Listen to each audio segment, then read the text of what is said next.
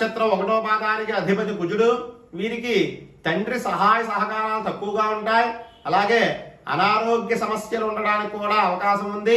అలాగే ధనానికి కొంతవరకు ఇబ్బందులు పడతారు. మూలా నక్షత్రం 2వ పాదానికి అధిపతి శుక్రుడు. వీరికి తల్లి ఆలనా తక్కువగా ఉంటుంది. అలాగే మంచి హృదయం కలిగి ఉంటారు. అలాగే వాహన సౌఖ్యం కలిగి మంచి భోగాలన్నింటినీ కూడా అనుభవించడానికి అవకాశం ఉంది. మూలా నక్షత్రం 3వ పాదానికి అధిపతి బుధుడు. వీరు మంచి ధనవంతులుగా ఉంటారు. అలాగే ధనాన్ని ఎక్కువగా ఖర్చు పెట్టడానికి కూడా ఆసక్తి కనబరుస్తారు.